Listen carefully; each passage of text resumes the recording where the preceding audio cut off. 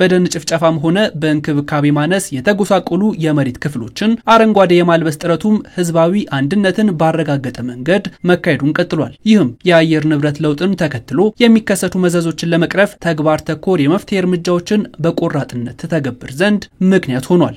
እነዚህን ችግሮች ለመቅረፍ መረባረብ አለብን። የአየር ንብረት ለውጥ ችግርን መቀነስ አለብን።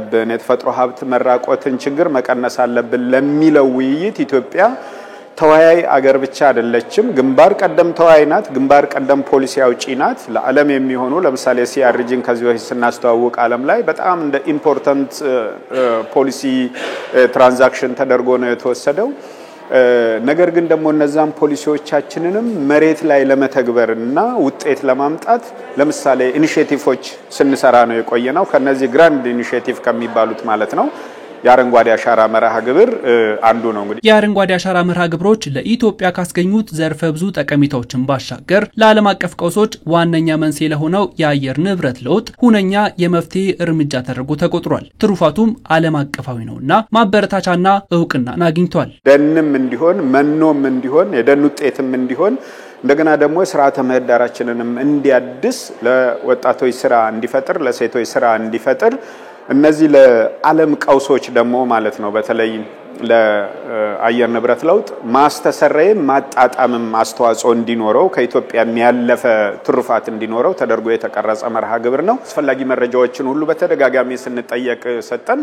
እንግዲህ ጥሩ ስራ ስለሆነ ይሄ መርሃ ግብራችን ትላንትና እውቅና አግኝቷል ማለት ነው በዚህ መድረክ ላይ።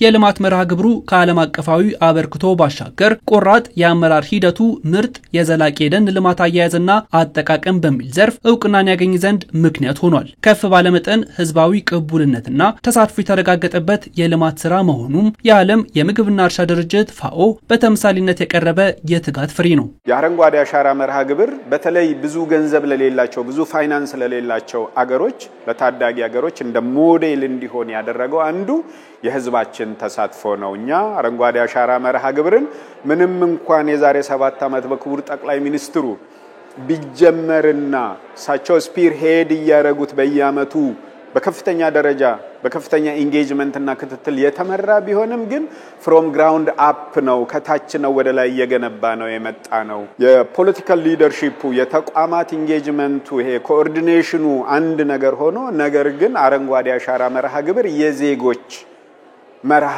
ግብር ሆኗል። ከሊቅ እስከ ደቂቅ በታላቅ ሀገራዊ ስሜትና ኃላፊነት የተሳተፈበት የአረንጓዴ አሻራ መርሃ ግብር ለሌሎች ሀገራት ጭምር ልምድ የሚቀሰምበት ወደ መሆን ተሸጋግሯል። የተሰጠው ዓለም አቀፋዊ እውቅና አንድም የሀገሪቱን መልካም ገጽታ በከፍታ ማማ ላይ የሚያስቀምጥ አንድም ደግሞ ለበለጠ ትጋት ከፍ ላለ ጥረት የሚያነሳሳ ታላቅ አደራ ስለመሆኑ የተወሳው የኢትዮጵያን ስም የኢትዮጵያን ዝና ከፍ የሚያደርግ ይበልጡን ግን ደግሞ ይዞት የሚመጣው ሪስፖንሲቢሊቲም አለ።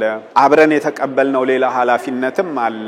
ይሄንን ስራ እንዴት አድርገን ነው ይበልጥ ስታንዳርዱን በጠበቀ መረጃውን በያዘ ጥራቱን በጠበቀ መልኩና ዘላቂነት ባለው መልኩ አሁን ከመጣንበት መንገድ አሻሽለን እስካሁን ያዙንን ያልቀረፍናቸውን ችግሮች ቀርፈን በደንብ መሬት ላይ ሊታይ በሚችል መልኩ እንዴት አድርገን ነው ምንሰራውና ይበልጥ ዓለም እንዲያየው ሪኮግናይዝ እንዲያደርገው እንዲማርበትና የማህበረሰባችን ኑሮ ህይወት እንዲቀየር ምናረጋው እንዴት ነው የሚለውንም ኃላፊነት ነው ይዘን አብረን የወረን ነው።